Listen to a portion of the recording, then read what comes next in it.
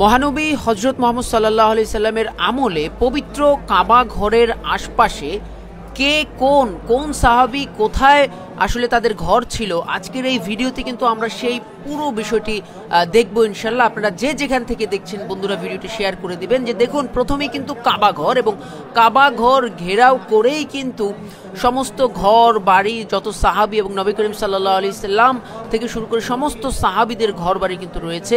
কাবা ঘরের পাশে যে দুটি স্থাপনা, একটি হচ্ছে মাকামে ইব্রাহিম, এবং সর্বশেষ যে লাইটটি জ্বলছে দেখুন জ্বলজ্বল করছে, এটি হচ্ছে জমজম কূপ।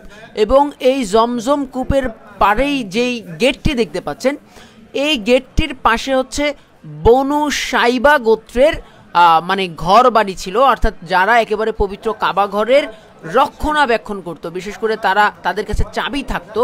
সেই বনু সাইবা গোত্রে কিন্তু এই যেই দেখতে পাচ্ছেন যে যেই দরজাটি অর্থাৎ প্রবেশ গেটটি, এই প্রবেশ গেটটির পাশেই কিন্তু বনু সাইবার বসবাস ছিল। এবং এই ঘর বরাবর কিন্তু হযরত আব্দুল্লাহর অর্থাৎ আমাদের প্রিয় নবী হযরত মুহাম্মদ সাল্লাল্লাহু আলাইহি সাল্লামের বাবার ঘর ছিল। এবং আমরা কিন্তু একে একে দেখব। একেবারে শেষ প্রান্তে যেই বাতি জ্বলছে যেই ঘরে, এটি হচ্ছে উম্মুল মুমিনিন সাইয়েদা খাদিজাতুল কুবরা রাদিয়াল্লাহু তাআলা আনহার বাড়ি এখানে ছিল, অর্থাৎ মক্কা থেকে তার বাড়িটা একেবারেই শেষ প্রান্তে ছিল। এবং আরও কাছের যে জায়গাটি, এই যেটি এখন জ্বলজ্বল করছে, এটি হচ্ছে হাউস অফ আবু সুফিয়ান। মহানবী হযরত মুহাম্মদ সাল্লাল্লাহু আলাইহি সাল্লামের আবু সুফিয়ানের বাড়ি ছিল এই যে ঠিক যেটি এখন জ্বলজ্বল করছে। আর এই যে এখন যেটি জ্বলছে, এটি হচ্ছে আমাদের প্রিয় নবী হযরত মুহাম্মদ সাল্লাল্লাহু আলাইহি সাল্লামের পিতা হযরত আব্দুল্লাহ ইবনে আব্দুল মুত্তালিবের ঘর অর্থাৎ বাড়ি। আমাদের নবী করিম সাল্লাল্লাহু আলাইহি সাল্লামের ঘর কিন্তু একদম কাবা ঘরের যে গেট, এই গেট বরাবর কিন্তু সোজা, যেখান থেকে পুরো কাবা ঘরকে সরাসরি দেখা যেত।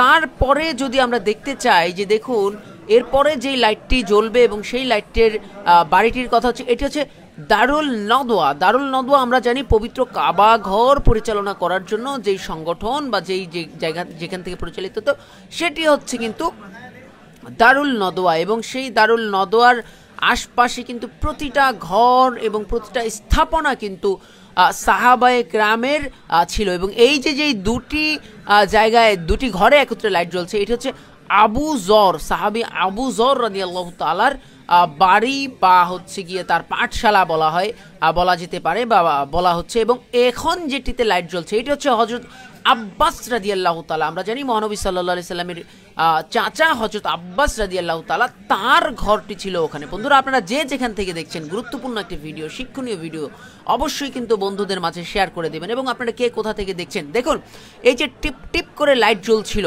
এটি কিন্তু হযরত ওমর বিন খাত্তাব রাদিয়াল্লাহু তাআলার বাড়ি। এবং সবশেষ এই এখন যেই জায়গাটাতে লাইট জ্বলছে এবং একত্রিতভাবে যে দেখবেন এখানে জ্বলে উঠবে, এটি হচ্ছে সাফা পর্বত অর্থাৎ জাবালে সাফা। যেই সাফা এবং মারোয়া পর্বতের মধ্যবর্তী স্থানে আমাদের হযরত ইসমাইল আলাইহিস সালামের আম্মাজান হযরত হাজেরা রাদিয়াল্লাহু তাআলা আনহা যেখানে ছিলেন, এবং এখান দিয়ে যে তিনি পানির জন্য দৌড়াদৌড়ি করেছিলেন, এই সেই সাফা পর্বত। তিনি কিন্তু একবার সাফা পর্বতে গিয়েছেন, আরেকবার মারোয়া পর্বতে গিয়েছিলেন। তো বন্ধুরা দেখুন, পবিত্র কাবা ঘরের আশপাশে সে যুগে, কোন যুগে, যে যুগে মহানবী সাল্লাল্লাহু আলাইহি সাল্লাম ছিলেন পৃথিবীতে, সে যুগে কার বাড়ি কোন অবস্থানে ছিল এবং কে কোন সাহাবী কোথায় থাকতেন, পুরো বিষয়টা কিন্তু একটা ম্যাপের মাধ্যমে, মানচিত্রের মাধ্যমে একেবারে সুন্দরভাবে কিন্তু তুলে ধরা হয়েছে। এবং এটি কায়রোর একটি ইসলামিক যেই ফেয়ার হয়েছিল, মেলা হয়েছিল, সেই মেলাতে কিন্তু দর্শকদের জন্য অত্যন্ত সুন্দরভাবে কিন্তু এই দৃশ্যটি তুলে ধরা হয়েছিল। একেবারে ইসলামকে সচিত্রভাবে কিন্তু তুলে ধরার একটি প্রয়াস দেখানো হয়েছিল। বন্ধুরা, আপনারা যে যেখান থেকে দেখছেন এই ভিডিওটি অবশ্যই কমেন্ট করে জানাবেন, এবং আপনাদের কেমন লাগছে অবশ্যই কিন্তু কমেন্ট করে জানাবেন, এবং বন্ধুদের মাঝে ভিডিওটি শেয়ার করে দেবেন। এই প্রত্যাশা আজকের মতো এখানেই বিদায় নিচ্ছি। আল্লাহ হাফেজ। আসসালামু আলাইকুম ওয়া রাহমাতুল্লাহি ওয়া বারাকাতুহু।